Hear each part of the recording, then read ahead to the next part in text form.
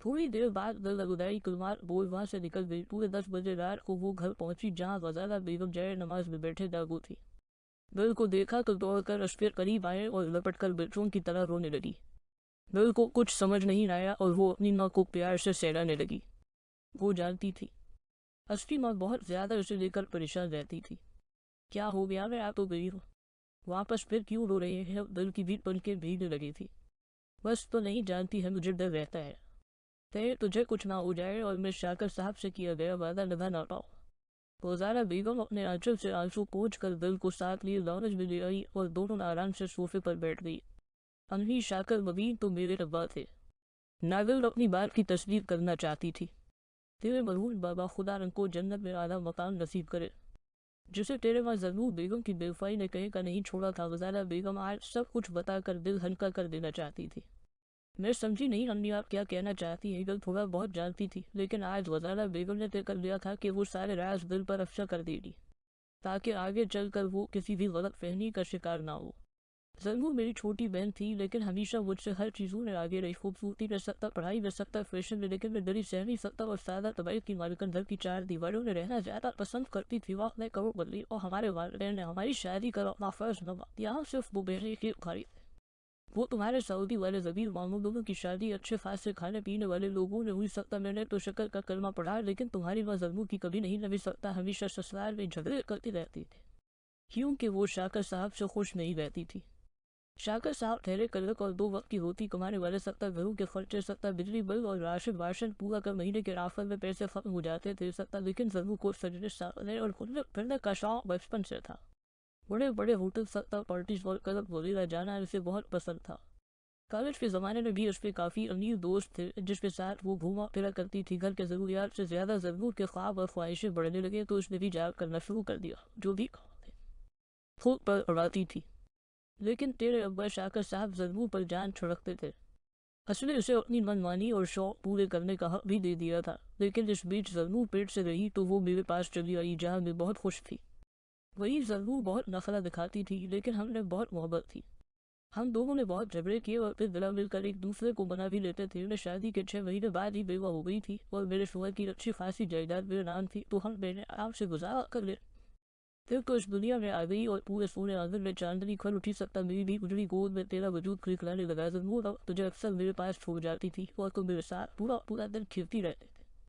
तेरा ख्याल रखना और तेरी प्यार भरी बातें सुनने में मुझे बहुत अच्छा लगता था। कभी कभी तेरे मामा और ममानी भी अपने बच्चों समेत पाकिस्तान आकर तुझसे मिल लेते थे और तेरे रब्बा तो तेरे इस दुनिया में आने के बाद बावे ही हो गया था। सब चीज़ें सही चल रही, लेकिन जब वो पूरे 4 साल की हुई तो एक बहुत बड़ा धमाका हुआ जिससे हमारा घर टूट गया और तेरे मामों ने भी हमसे कता ताल्लुक कर दिया। तेरी माँ से और उसका हफीज उसके पास मुअज़्ज़ज़ सकता से। जब हम सबको ये पता चला तो हमारे पैरों से ज़मीन खसक गया। तेरे अब्बा ने उसे बहुत समझाया और इससे नाराज़गी भी जताई, लेकिन जरूर ने साफ कह दिया इसे तलाक चाहिए। और तेरे अब्बा को हार्ट अटैक आ गया। तेरे अब्बा का जनाजा मेरे ही घर से उठा। वो अपने आखिरी सांस लेने से पहले मेरे पास आए और तुझे भी हवाले को बस तुम्हारी कहा क्या वजारा आपा आज से हाफी कर था और उससे जरूर का मनहूस भी दूर और दर कभी भी फस्पेशल का शिकार ना हो और पैसों कभी और बीत सकती है। वो अपनी औलाद को भी इसी रास्ते में ढकेल सकती है। फिर कुछ देर वो सोफे पर लेट गए और जब मैं उनसे चाय का पूछने आई तो उनका बेजान हवा जसन एक तरफ लड़क गया। मेरी डर से चेप निकल गई। शाकर मेरे लिए छोटे भाई जैसा था। मैं नडे वालों के साथ जल्दी शाकर को लेकर हफ्ता पहुंची तो पता चला वो तो कब इस फानी दुनिया को छोड़कर जा चुके हैं। फिर क्या होना था? जरूर ने नजर पूरे होते ही मुर्तज़ा सुल्तान से शादी कर ली। वो एक पक्की उम्र का मर्द था और उसकी बीवी उसकी आवारा फितर की वजह से उसे छोड़कर जा चुकी थी। मुर्तज़ा का एक बेटा था। हाँ, याद आया, रजा सुल्तान था, जो इस वक्त 8 साल का था और उसका बाप उसे सर आंखों पर रखता था। वो भी बिगड़ा हुआ था और सख्त मिजाज का था, लेकिन अपने बाप से कई लाख गुना ज्यादा अच्छा था। अभी मेरी मुलाकात अगर रास्ता में रजा से होती है तो गाड़ी से उतर कर सलाम करता है। तो क्या था?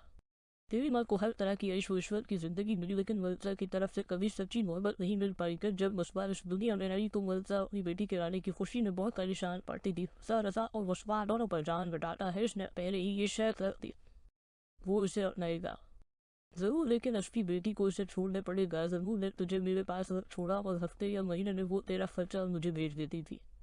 मैंने मना किया, लेकिन उसे लगने लगा मैं उससे नफरत करती हूँ। लेकिन नजर जैसे जैसे बड़ा होता गया वो जरूर और विश्वास से सख्त चलता रहा। उसे वजह ने दोनों में बेटी को फर्क दे रखा, बात कर लिया, लेकिन मैं तुम्हारे यहाँ नहीं रखा। और रजा और नशबा तेरे सोतीले भाई बहन हुए, लेकिन तो कभी उसे सोती और समझदार को बेटी ने बेराफी का शिकार होने दिया और बदनीस था हराम से उस में फोड़ बर्बाद कर दिया। सब मुफ्बा जैसा बना दिया और बेटे को अकल दिल बना दिया। सिर्फ पिसूल का लालच और घर की ऐसा एक सख्त मिजाज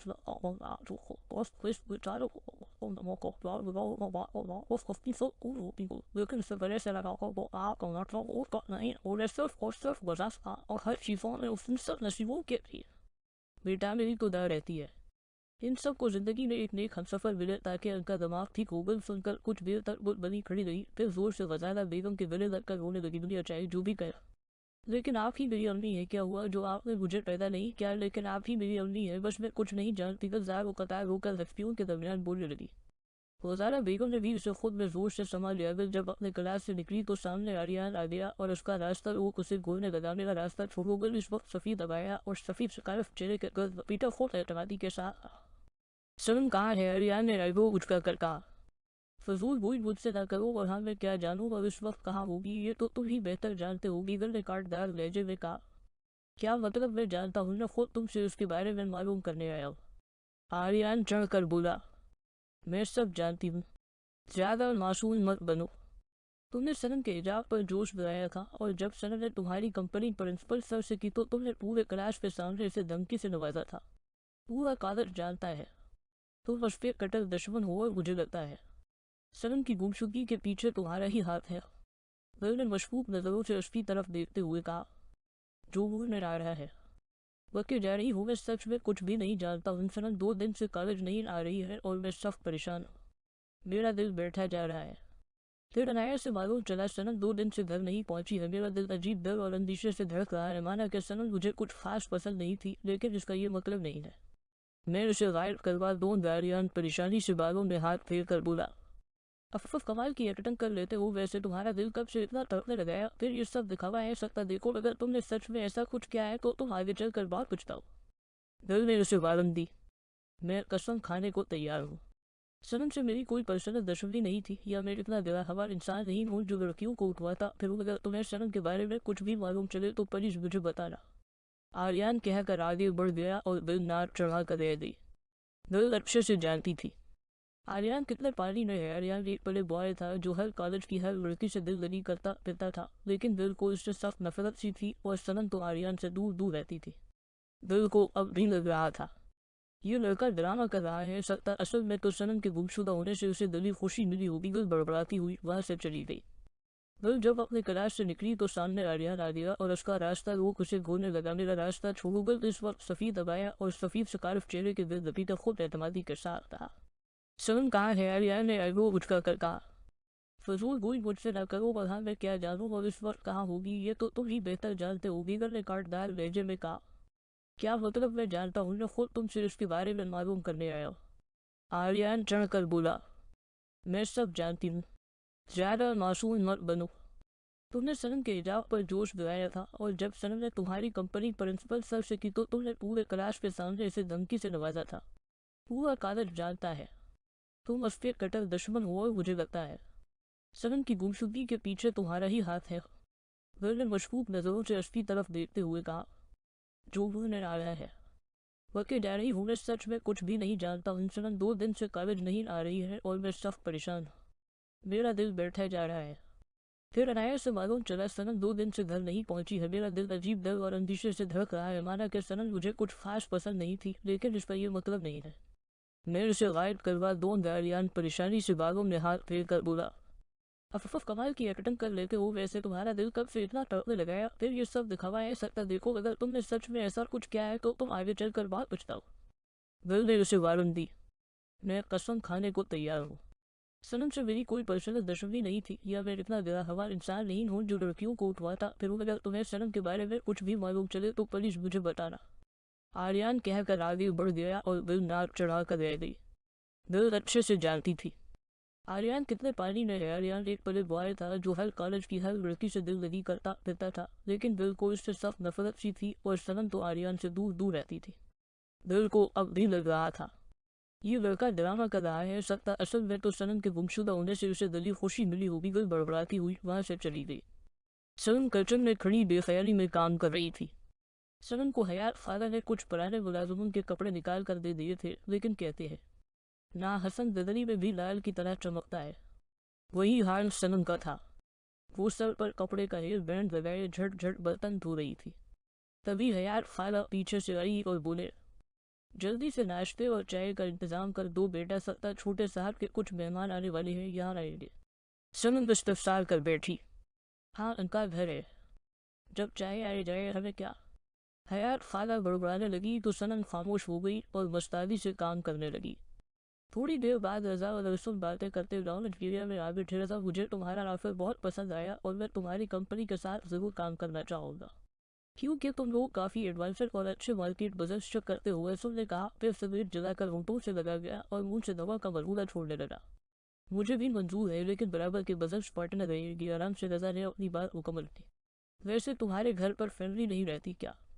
कोई बहन भाई या अब्बा अम्मा या बीवी बाल बच्चे? रसूल यहाँ वहाँ नजर दौड़ाते हुए पूछ बैठा। हाँ बाबा जानी है जो बड़ी हवेली में रहते हैं, और मेरी मंदीता रजिया कल परसों अमेरिका से आ रही है। ये गेस्ट हाउस है और ज़्यादातर मेरी रहाइश यही रहती है, क्योंकि यहाँ मुझे सुकून मिलता है। रजा सिगरेट होंठों में दबाए बोला, तुम भी सिगरेट पीते हो? अरसम को लगा था रजा किसी भी कसम का नशा नहीं करता है। शराब भी पीता हूँ और भी बुरे काम करता हूँ। रजा शैतानी मुस्कान के साथ बोला। अरसम खामोश हो गया। इसी वक्त हयात खाला नाश्ते का तरे और हाथ में लिए अंदर दाखिल हुई। चलो आओ नाश्ता करते हैं, रजा उसे सोफे की तरफ इशारा करते हुए बोला और खुद धब से सोफे पर बैठ गया। अरसम भी आहिस्ती से बैठ गया और बिस्मिल्लाह कर खाना शुरू किया तो वो पहले ही नवाले में चौंका, क्योंकि खाने का जायका बिल्कुल घर जैसा था, जैसे उसकी अम्मी के हाथों का जायका हो। बहुत ज़्यादा लजीज है। यार किसने बनाया है? वैसे सकता बिल्कुल मेरी अम्मी के हाथों का लग रहा है। अरसम तारीफ के बगैर रह न सका।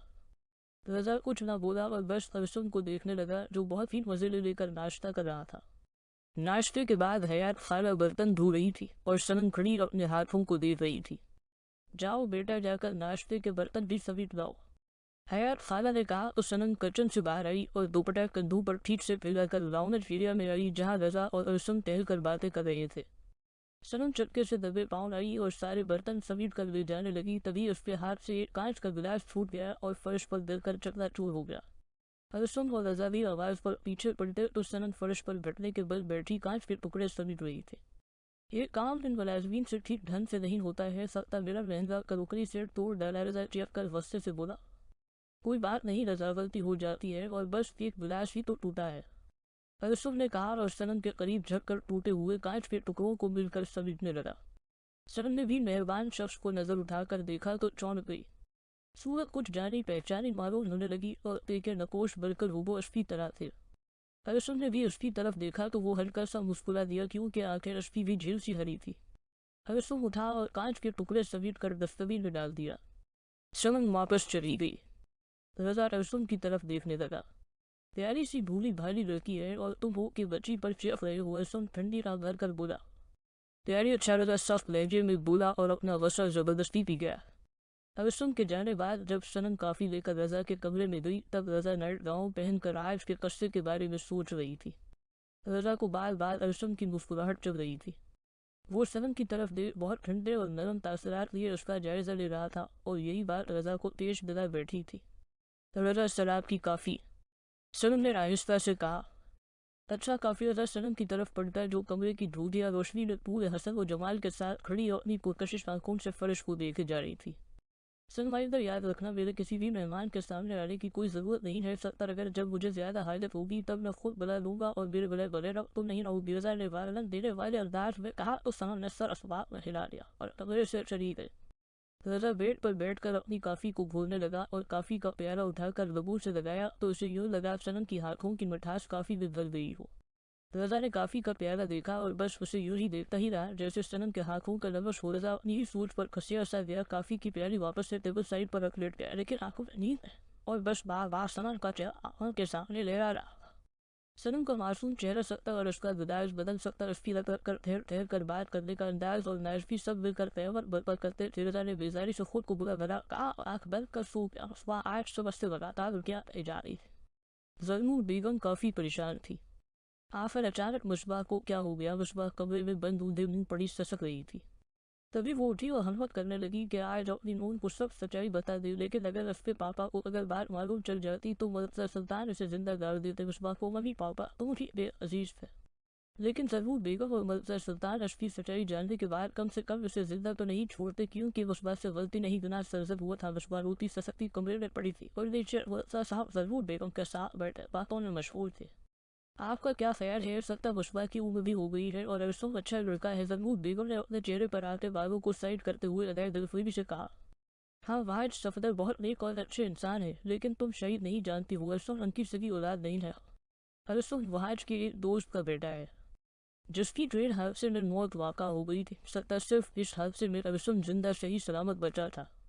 वाहिद ने अरसों को सीने से लगाकर पाला और उनकी बेगम साजिदा साहिबा ने भी अरसों को मां की ममता से नवाजा। वाहिद ने अरसों को अपना नाम दिया और पढ़ लिख कर इस काबिल बनाया कि आज वो मल्टीनेशनल कंपनीज का मालिक है और सबसे रजा भी मिल चुका। सकता लड़का बहुत अच्छा, धीमे और ठंडे मिजाज का है। सकता तुम साजिदा और उसकी फैमिली को कल डिनर पर इन्वाइट करो, फिर मैं बाकी सब संभाल लो। गांव साहब कहकर उठ खड़े हुए और जरूर बेगम सोच कर ही खुश थी कि उसका दादा एक मल्टीनेशनल बिजनेस में है जब से रजा सुल्तान अली के घर से आया था।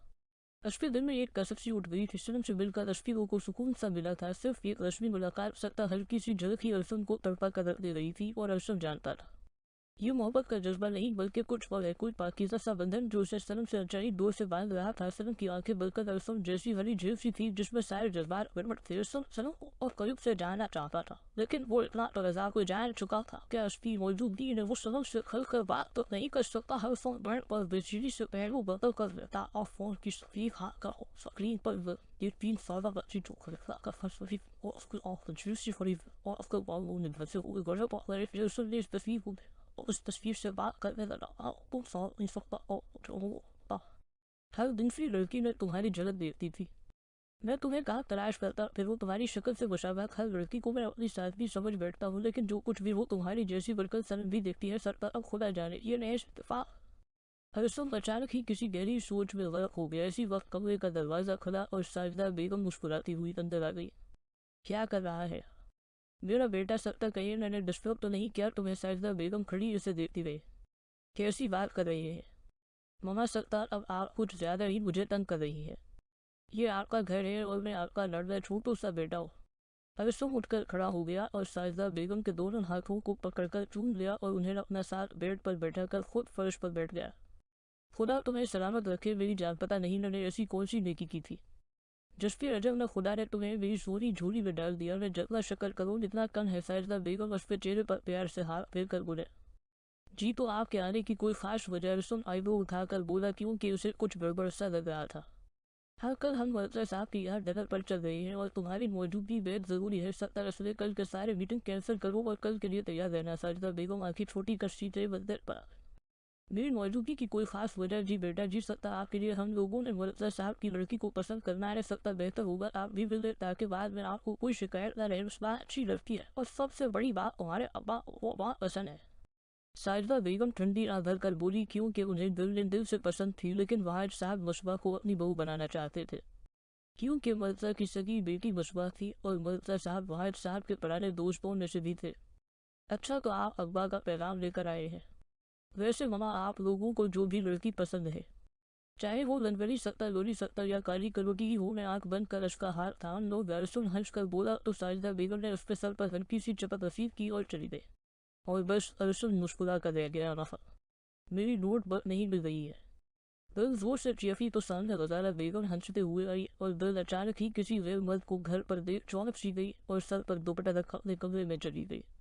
और बेटा यहाँ कैसे आना हवा? गजाला बेगम ने कहा तो वो सानोला और पुरकशिश मर्दाना वजाहत रखने वाला पतला दबला लड़का जो 24-25 के दरमियान होगा वो मुस्कुरा दिया। वो पहले आप आराम से बैठे फिर बातें तो होती रही। साहब बहुत ही नजर से बोला तो गजाला बेगम मुस्कुरा कर बैठ गई। दरअसल सत्ता अब्बा अपनी हरकत पर बहुत नाराज है। जरूर खोखो की वजह से उन्होंने रात से कटा ताल्लुक तो कर लिया, लेकिन वो आपको हर दिन याद क्या करते थे। और जब मैं पाकिस्तान आने लगा तो अब्बा ने खास कर हुकू सागर क्या कि मैं सबसे पहले आपके यहाँ जाऊँ और आपसे मिलकर सारे बड़े शक्ल दू करो। अच्छी बात है सत्ता, लेकिन मैं कभी भी सभी सुबह दुआ नहीं हुई थी कि मैंने तुम्हारा बाहों की कहा हमेशा समझा अब्बा के इंतजार के बाद सभी को बाहों की कहा को नीचे से लगाकर और लाखों राय भी कभी अपनी बच्चों से बना वक्त हो सकती है, चाहे बच्चे बड़ी से बड़ी होती हो, लेकिन हम आपको दो दिया। असली मैंने जरूर और जबीर को दिल से माफ कर दिया है, बस मेरी यही दया रहती है। सब खुश रहे और अपनी जिंदगी में आबाद रहे। वज़ारा बेगम आंखों की नमी छुपाती हुई बोले। सायम बस उनकी बातों में ही खबिया रह गया। फिर यहाँ वहाँ की बातें भी होती रही, लेकिन दिल सिर्फ चाय नाश्ता देने आई। उसके बाद उसने अपनी शक्ल तक नहीं दिखाई कि वो ज्यादातर अजनों से परेशान थी। सायम के जाने के बाद दिल सोफे पर पैर फैले बैठी वज़ारा बेगम को बोलती रही। कौन था वो? अरे वो तुम्हारे मौलन है ना, सऊदी वाले जबीर हिंद का बेटा था। सायम नवाज, ये मैं भी जानती हूँ। वो जबीर मौलन का बेटा सायम नवाज था सकता, लेकिन हमारे घर क्यों लाया था और किस रिश्ते से वो बैठा आपसे बैठे बैठे बोल रहा था। फिर एकदम भड़क कर बोली, बदतमीजी नहीं, हमारे रिश्तेदार है। और क्या वो सायम अच्छा लड़का है? वज़ारा बेगम कड़े तेवरों से बोले। रिश्तेदार वो भी ऐसी जो बीवी अकबर के जनाजे को कंधा देने नहीं लाए। और आज उन्हें रिश्तेदारी याद आ गई। गल एकदम गुस्से से बोली, जो हो गया सो हो गया सकता, तुम सब भूल जाओ। और ये भी तो देखो जरूर ने कैसी हरकत की थी जिसकी वजह से जबीर बहन हो गए थे। असली उन्होंने सारे रिश्ते खत्म कर लिए थे। फौजाना बेगम दिल को समझाने लगी, भूल जाओ क्या क्या भूल जाओ, एक बात होती तो भूल जाती। इतने सालों से हमारी खोज खबर नहीं की कि हम जिंदा हैं या मर गए। सकता गलती मनी से हुई थी और सजा हमें मिली। अचानक कैसे उनका दिल मूव हो गया और हम याद आ गए, माना कि मनी से गलती हुई, लेकिन इसमें आपका क्या कसूर था जो सबने आपसे रिश्ता तरकी की जवाब देकर बोले। रोजाना बेगम एकदम खामोश हो गई और दीवार पर लगी तस्वीर को देखने लगी जो गल की थी। फिर भी गल जब हमसे गुना होते हैं सकता रात दिन गलती और फताएं सरजद होती है तो हमारा रब हमें माफ कर देता है। वो तो हमारे गुनाह नहीं गुनवाता है और न ही हमें जलील करता है। सकता बस सच्चे दिल से तौबा की और हमारे रब ने हमें माफ कर दिया। चाहे हम कितने भी बड़े बरकाए सकता खताकार क्यों ना हो, तो हमें भी चाहिए हम अपने से जड़े उष्पों की गलतियाँ और खता माफ कर दें और नजरअंदाज कर फिर से सच्चे दिल से जड़ जाएगा। माफ करना सीखो, जिंदगी आसान हो जाएगी। मैंने भी अपने फूटे भाई बहन को माफ कर दिया और अगर आपको आता तो उससे मेरे दिल से अपना वो ब्याफर मेरे साफ तो हो वो फंदा। असली आज जिसने सायम को हमारे घर भेजा, वरना कितने ही सालों में जबीर और उसकी फिल्मी पाकिस्तान आती और जाती रहती है। वज़ारा बेगम टेबल का कोना जोर से पकड़कर खुद पर बर्दाश्त के सारे बंधन बांध कर बोले कर अपनी जरासम खड़ी रह गए। फिर अचानक ही बोल कर वज़ारा बेगम के गले लगकर ओ खोद कर उड़े लगी। वज़ारा बेगम भी वो बड़ी को जानती थी। वज़ारा बेगम की किस्मत में जवानी से ही दर्द और तन्हाई लिखी हुई थी और बिल को अपनी जिंदगी बनाकर गोद लेने के बाद सबों ने वज़ारा बेगम से रिश्ता तोड़ दिया था। बिल समझ गई थी और वज़ारा बेगम का भी दिल हल्का हो गया। अरे भाई आप भी चले सर, बात ज्यादा अलग चढ़ी और वो लड़की है। मुझे तो एक नजर नहीं भाती है, पर पता नहीं हमारे अब्बा को क्या देख गया जो उसे मेरी भाभी बनाने पर तली है। अनाया अर्जुन के कंधे पर सर रख कर बोली, ऐसा नहीं कहते, पगली अब्बा की पसंद हमेशा अच्छी रही है। वो मेरे लिए बेहतर नहीं बेहतरीन फैसला करते हैं। अर्जुन कोट पहनते हुए बोला, अगर ऐसी बात है तो चले हमारे साथ। अनाया झट से बोली, नहीं मैं नहीं जा पाऊंगा, मेरी एक जरूरी मीटिंग है, तुम लोग जाओ। और मुझे कन्वर्सन बालों को सेट करने लगा। साइफा बेगम और वाहिद साहब भी मुकम्मल तैयार होकर आ गए तो अनाया उनके साथ चली गई। उसम सीधा अपने बेंच पर बैठकर रजा के गेस्ट हाउस चला गया क्योंकि रजा ने उसे खास कर दावत पर बुलाया था और असम खुश था। इस खुशी की वजह तो वो नहीं जान पाया, लेकिन खुश था असम का। रजा ने बड़े ही गर्मजोशी से इस्तेमाल किया और उसे लेकर एरिया में बैठ कर यहाँ वहाँ की बातें करने लगा। रजिया सनम के साथ किचन में उसकी मदद कर रही थी। रजिया रजा की मंडी तक थी और कुछ ही दिन पहले वो अमेरिका से आई थी। रजिया बहुत ही दोस्ताना मिजाज की लड़की थी और घर के मुलाजमीन तक को वो इज्जत देती थी। सनम से उसकी खूब जनी थी क्योंकि वो बहुत कम वो और शर्म हया फितरत वाली लड़की थी। और रजिया के लिए बिल्कुल ये सब नया था क्योंकि रजिया जिस माहौल की आदि थी वो बहुत ज्यादा खुला खुला था। वहाँ की लड़कियाँ बहुत बेबाक हवा करती थी। खुद रजिया भी बहुत मॉडर्न ख्यालात की थी, लेकिन अच्छे बुरे की तमीज़ रखती थी। असली जब वो सनम से मिली तो वो बहुत ज़्यादा ही उस पर करीब हो गई क्योंकि सनम बहुत सुलझी सकता समझदार और तामुल वाली लड़की थी और ऊपर से 5 वक्त की नमाज की पाबंद। रजिया को सनम बहुत पसंद आई थी और सनम को भी रजिया अपनी बड़ी बहन जैसी लड़ी थी। सनम ने तमाम खाने बनाकर गैस साफ किया तो रजिया जल्दी से बर्तन धोकर सनम के करीब खड़ी बातें करने लगी। सनम सकता ये बहुत पुराने कपड़े हैं, तुम पर ये सूट नहीं करता है, रजिया मुंह बनाकर बोली। खैर है, मुझे बहुत पसंद है। सनम ने हंसकर कहा। अफफ, तुम्हारी सोच बड़ी दकियानूसी है। मेरा पूरा एक वार्डरोब भरा पड़ा है, तुम इसमें से कपड़े लेकर पहना करो और तुम्हारी जबरदस्त फिगर है। तुम साड़ी में पैर ढाओगे या कुछ सोचते हुए बोली। सनम खामोश रही, बस मुस्कुरा दी। तुम मेरे साथ चलो। रजिया उसका हाथ पकड़कर अपने साथ रसीद कर ले गई। सनम को कुछ समझ नहीं आया। वो औरत की तरह मुंह तकती रही। रजिया उसे अपने कमरे में ले आई और एक गुलाबी रंग की साड़ी निकालकर उसकी तरफ बढ़ा दिया। ये पहन कर आओ, रजिया ने कहा। तो सनम ने नफी में सर हिला। नहीं, माफ, काफ छोटी, ये जीन छोटी, ये लिटक छेदी, 3 दाने नहीं पहन सकती। रजा सर गुस्सा होंगे, सनम जानती थी। रजा का गुस्सा तेज है। यार रजा को छोड़ो, तुम ये पहन कर आओ, और वैसे भी आज घर में मेहमान आ रहे हैं। रजिया ने दानत निकाल कर खिलखिला कर हंस दिया। नहीं, मैं नहीं पहन सकते, रजा सर को अच्छा नहीं लगेगा। मैं मुलाजिमा हूँ और मुझे मेरी हैसियत पता है, सनम आहिस्ती से बोली। सीरियसली सनम, तुम रजा से इतना डरती हो? यार मैं चाहती हूँ तुम ये पहनो और मुझे अच्छा लगेगा। अगर तुम ये पहनोगी सनम बेबी, तुम मुलाजिमा नहीं हो और मैं तो तुम्हें अपनी छोटी बहन समझती हूँ। तो क्या तुम मेरी खुशी के लिए भी ये नहीं पहनोगी? रजिया ने प्यार से उसका कंधा पकड़ा और उसे नरमी से देखने लगी। सनम मजनू हो गई थी। क्योंकि रजिया सीधा इमोशनल ब्रेक मिलन पर आ गई थी। सनम साड़ी लेकर अंदर वॉशरूम में गई और जब वो चेंज कराई तो रजिया की आंखें छोटी हो गई। तुम्हारा हसन तो मेरी आंखें फैला कर देगा, माशाल्लाह, सत्ता खुदा तुम्हें हर नजर बद से बचाए रखे। बहुत प्यारी लग रही वो। रजिया उसका बेदाग और बदाश सा बदन और दूध या बुरा रंग देख हैरत में पड़ गई थी। झील सी हरी आंखें और तराशे हुए कटावदार होंठ जिस पर कोई भी आकर अटक जाए और दिल हार दे। तुम नीचे मत आना वरना वो लोग तुम्हें देख बेहोश हो जाएंगे। रजिया थोड़ा शरारत से बोली तो सनम अपनी बात संभालने लगी। सनम पर गुलाबी रंग बहुत ज्यादा खल रहा था। ऊपर से उसका धूलिया गोरा बदन कयामत फेज हसन। अच्छा, मैं नीचे से आती हूँ। सनम को याद आया क्योंकि हयात खाकर अकेले सब संभाल नहीं सकती थी। हाँ चलो, मैं भी चलती हूँ। रजिया भी सनम के साथ साथ नीचे आ गई और रजिया रसुल और रजा के पास जाकर बैठ गई और सनम किचन की तरफ बढ़ गई। रजिया को देखकर रजा ने सपाट लहजे में कहा, हरसुन, ये मेरी मंजीतर है। रजिया दरानी है वो। रजिया। हरसुन ने हाथ आगे बढ़ाया जो रजिया ने थाम लिया और मुस्कुरा कर कहा, hi Arsun, nice to meet you. Razia हरी सोसाइटी में उठने बैठने के आदाब जानती थी और खुद भी एक बजस वूमन थी, लेकिन रजा को ये सब पसंद नहीं था।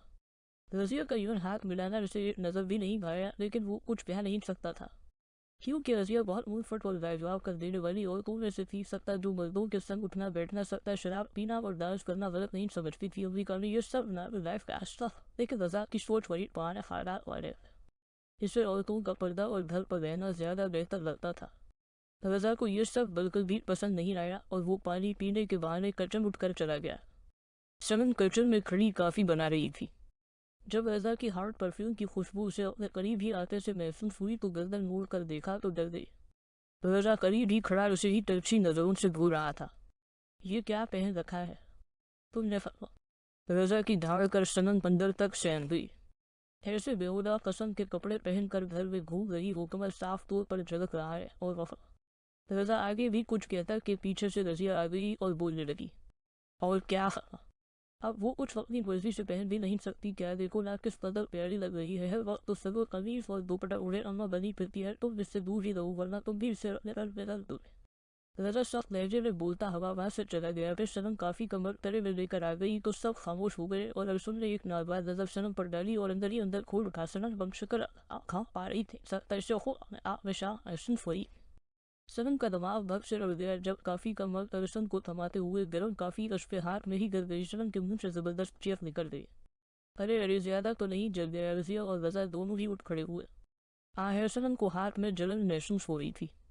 अरसुम उसकी नाजुक हथेली अपने हाथ में लिए मायना करने लगा। रजिया जल्दी से दौड़कर 5 मिनट बाद ले आई और अरसुम उसकी लाल पड़ती हाथ की रंगत को देख समझ गया कि सनम को दर्द के साथ काफी जलन भी होती होगी जो वो बर्दाश्त कर रही है। लेकिन लाल पर अरसुम ने ट्यूब लगा दिया और हाथ की मरहम पट्टी कर उससे आराम करने का कहा गया। रजा सिर्फ बैठकर तमाशा देख रहा था। रजा सिर्फ अरसुम के चेहरे की बदलती रंगत को देख साफ अंदाजा लगा सकता था कि उसे सनम का दर्द महसूस हुआ है और वो भी उस पर दर्द में पड़ रहा है। उसका हाथ काफी प्यार से सहरा कर पकड़ा हुआ था ताकि उसे हरमत मिल सके। रजा कुछ नहीं बोला, बस वो ड्रामा देख रहा था। रजा को अरसुम से खार सा लगा और यूं इस तरह सनम की परवाह करना उसे बिल्कुल पसंद नहीं आया, लेकिन वो खामोश रहा और सनम को बाद में सबक सिखाने का सोच का लपसी गया होती और अरसुम अपने घर जाकर और साफी रजिया भी अपने कमरे में जाकर सूती। सनम रात देर तक जागी थी और राउंड के सोफे पर लेटी थी और बार बार जली हुई हथेली को देख रही थी। रसम का यूं केयर करना और उस पे दर्द को समझते हुए प्यार से उस पे जख्म पर मरहम रखना उसे अपने बाबा आबा जान की याद दिला गया था। लेकिन जो भी वो सनम के दिल रसम का उनका असर का मकाम बन गया था। सनम यही सोच रही थी। तभी रजा लॉन्ज में आया तो सनम उठ बैठी और रजा भी उस पर करीब आकर खड़ा हो गया। अब तुम्हारा हाथ कैसा है? बहुत बेहतर है। अच्छा जरा मैं भी तो देखूंगा। रजा कहकर जबरदस्ती सनम की हथेली का जायजा लेने लगा और अचानक ही सनम ससक पड़ी। रजा सर छोड़े क्या कर रहे हैं? मुझे दर्द हो रहा है। सनम अपना हाथ छुड़वाने की कोशिश करने लगी। अरे क्यों छोड़, जब मैंने तुमसे कहा था तुम्हें मेरे बड़े बगैर मेरे किसी भी मेहमान के सामने नहीं आना रह सकता तो फिर तुम क्यों नहीं? रजा ने उसका हाथ पकड़कर मरोड़ दिया। आंसू में पली सकता गलती हो गई। सनम रो दिया और आंसू टप टप गिरने लगे। रजा की आंधी गिरफ्त सनम की नाजुक आंखों पर थी सकता। रजा ने उसका हाथ मरोड़ कर उस पे पुष्प पे साख लगा दिया था। मेरे अलावा तुम्हें किसी ने नजर भर कर नहीं देखा तो आइंदा वो हाल करो जो तुमने कभी ख्वाबों ख्यालों में नहीं सोचा होगा। अभी सिर्फ हाथ मरोड़ा है। आइंदा अगर किसी गैर ने तुम्हारा ये नरम और नाजुक हाथ पकड़ा तो हाथ तोड़ कर दौड़ना। सनम का हाथ छोड़कर रजा लाउंज से चला गया तो सनम अपना हाथ पकड़े ससकने लगी।